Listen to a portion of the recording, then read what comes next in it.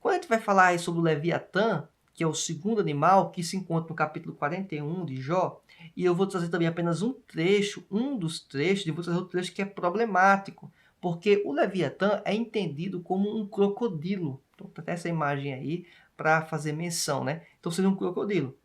Essa é uma interpretação, vamos dizer, mais comum. Até inclusive as traduções de algumas bíblias trazem como um crocodilo, não tem o termo Leviatã.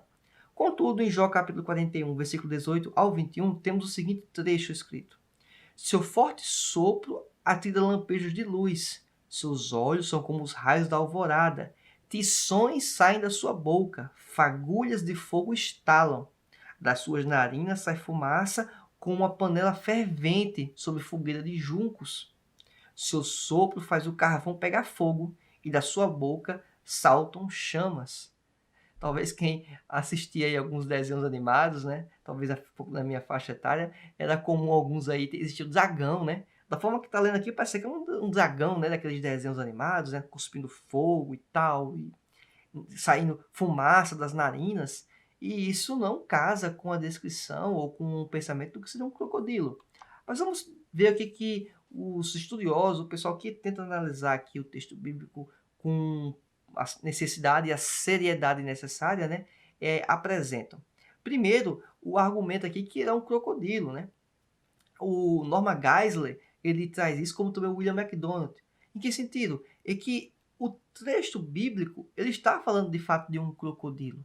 Só que ele usa de uma figura de hipérbole, ele dá exageros à descrição, porque era algo comum dentro da linguagem do livro escrito de Jó. E lembrando, o livro de Jó é um livro que tem história? É, mas é um livro poético. Então, isso, inclusive dentro dessa linguagem poética, é possível imaginar que está ocorrendo um elemento como esse exagero, essa hipérbole. Tudo bem? A segunda afirmação, ou o segundo pensamento que poderia ser o Leviatã, e que também é acompanhado por muitos teólogos, é que ele, na verdade, é um monstro marinho, certo? Então, ele não é um crocodilo, é uma espécie de monstro. E que esse animal, essa fera, é uma espécie de cobra, né? Uma serpente com inúmeras cabeças. Quem apresenta também isso é dentro do comentário histórico-cultural da Bíblia, da editora Vida Nova, certo? Desses autores aqui mencionados.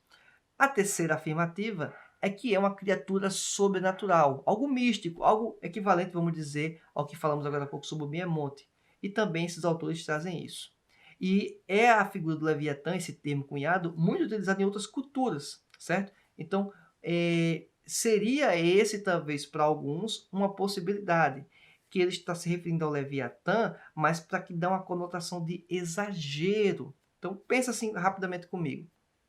Eu tenho certa força física, mas digamos que eu quero falar com meu filho, que tem bem menos força do que eu, e como uma questão de pai, né? Eu sou como um super-homem. Então, perceba, eu tenho força como super-homem. É um exagero, porque para ele levantar uma cadeira pode ser que é impossível, mas para mim levantar uma cadeira é fácil.